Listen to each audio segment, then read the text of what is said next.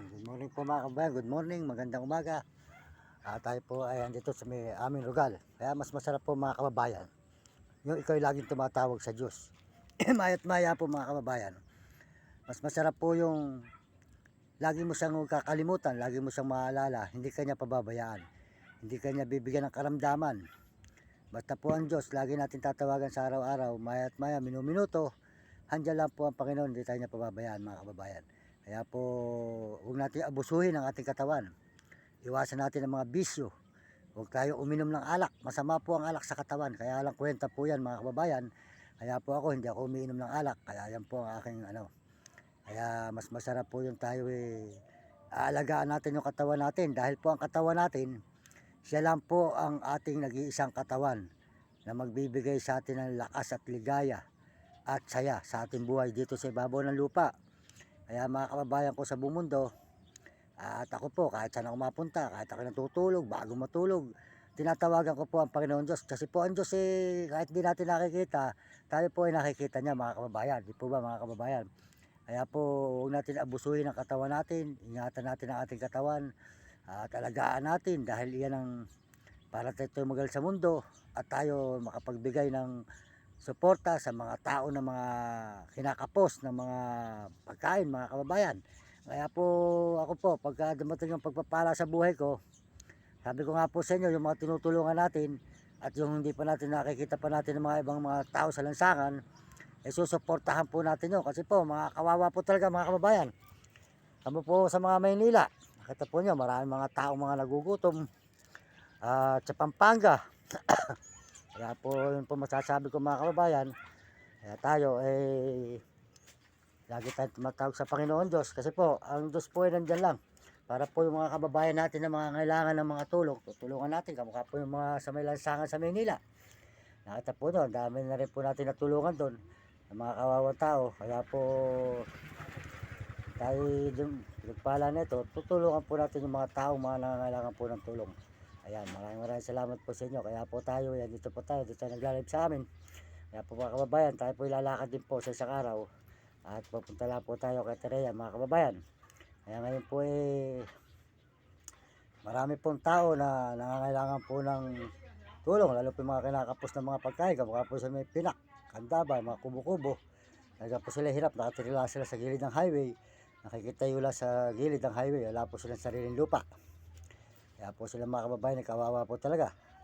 Kaya po pag po tayo dumating sa atin ang buhay natin ng pagpapala, susuportahan po natin sila mga kababayan. At yung may tutulong sa akin, ay tutulong ko rin po naman yung iba sa kanila at sa mga kamag-anak ko na nangangailangan ng tulong at aking mga pamilya. At saka po sa mga tao na nangangailangan po ng tulong. Ganun po tayo mga kababayan. Hindi po natin madadala ang pera sa hukay. Kaya po tayo ay tutulong sa mga kapwa natin. Pag binigyan nyo akong pagpapala, itutulong po natin yung iba sa kanila. Ayan. Maraming salamat po sa inyo lahat. Dito po tayo ngayon. At tayo po ay nasa bahay pa namin mga kababayan. Nag-isa lang po dito. Kaya ito. Ayan po sa ating mga aso. Ayan. Dito po ay bumabukiran. Ayan po. Puro bukiran po nito. Mga nag-aararo na. Ayan.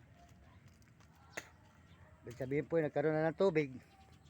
Ngayon po ay tatamnan ng palay ito. Pag naararo na nila, susuyurin. Tatamnan po kayo ng palay. Yan. Kaya po ngayon ang pinitak po ngayon may tubig. Inaararo na po nila. Yan. Yan. Yan. Nakita po ninyo. Yan po, bukiran dito mga kababayan. Yan, mga bukiran. Yan. Puro bukid po dito sa amin. Puro bukid. Wala po kaming bukid mga kababayan. Yun lang po. Basta yun po, dito po ay mga bukid ng mga tao na nagsasaka. Yan. Yan naman po yung aming bahay. Ayan. Ayan. Yan lang po. Kubo lang po na may kaplasong bato. Ayan. Ayan. Ayan ang bahay po namin. Ayan. Ayan. Ito nga po. Bagsak na po itong kusina nito. Ayan po ito. Sira-sira na. Ayan. Nakita po yung aming bahay. Ayan. Yan po ang aming bahay mga kababayan. Kubo, dinding po terpulin. Ayan, terpulin, ayan. Isa naman po kami mangga rito, ayan. Tapos po meron isang buko, tatlong buko. Ayan po, buko. Ayan. Po, maraming salamat po sa inyo. Nakita po ng Rugal namin. Talaga pong kami mahirap lang. Kaya po mahirap lang po kami talaga mga kababayan. Kaya po salamat po sa inyong suporta. Salamat po sa pagtingin niyo sa akin. Salamat po. Kundi po sa inyo, hindi tayo makakarating sa ganitong pagbibideo. Kaya po salamat po sa inyo lahat mga kababayan. Kayo po ang sumusuporta sa akin mga kababayan ko sa buong mundo at mga ibang bansa. Ayan, salamat din po sa mga Amerikano at mga Amerikana sa suporta sa akin, mga Chinese at Hapon at Negro at Arabo. Salamat po at mga kababayan natin sa buong Pilipinas. Maraming salamat po sa inyo. At lalo na po sa Panginoon Diyos. Maraming salamat po sa Panginoon. At tayo po iniingatan kahit po tayo ganito lang na mahirap. At saan tayo mapunta, hindi po tayo pinababayaan ng Panginoon.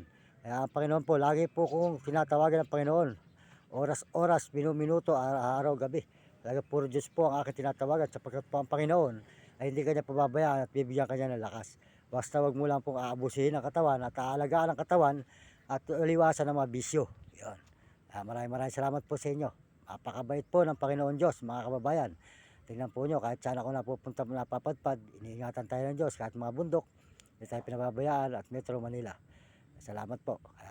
Yung po kumuha ng cellphone natin, nagnako po ng cellphone natin, pinatawad ko na po yun mga kababayan. Ang Diyos na lang po ang bahala sa kanila. At nakabili naman po tayo, nakaipon tayo. Na tayo nagdala sa Manila, nakaipon po tayo. Kaya po ito po ngayon, isa natin ginagamit. At lang po mumurahin mga kababayan. Kaya nga po yan, salamat din po sa buong mundo at salamat po sa Panginoon Diyos at salamat din po sa mga kababayan natin sa buong Pilipinas. Kaya kayong mga kabataan, mag-aaral kayong mabuti at sumunod kayo sa inyong mga magulang. Huwag kayong magiging pasaway at sumunod kayo sa inyong guro para maganda inyong maging buhay at hindi kayo makatikim ng hirap dito sa ibabaw ng lupa. Mahirap pag hindi nakapag-aral. Kaya ayan mga kababayan ko, kaya mga kabataan na makikita ko, sinasabihan ko, mag-aaral kayo mabuti at lagi silang tatawag sa Panginoon at sumunod sa magulang at sa inyong guro. Yan. Kaya tayo po dito ngayon sa may amin, dito tayo nagla-live ngayon mga kababayan. Ayan, pakikita nyo, puro bukiran. Ayan. Puro bukid. Ayan. Ayan, mga kababayan, ayan. Ayan, maraming salamat po sa inyo lahat. At po, tayo po nagpapaalam na muli sa inyo. At magandang umaga sa inyo lahat. At maraming salamat sa suporta nyo sa akin. Sana po, pakisuporta nyo ang channel ko, Mario Mendoza Vlog. Sa YouTube, para hindi pa po mga nagsusubscribe, pakisubscribe lang nyo at paki-upload naman yung button. Maraming salamat po sa inyo lahat at sa buong mundo.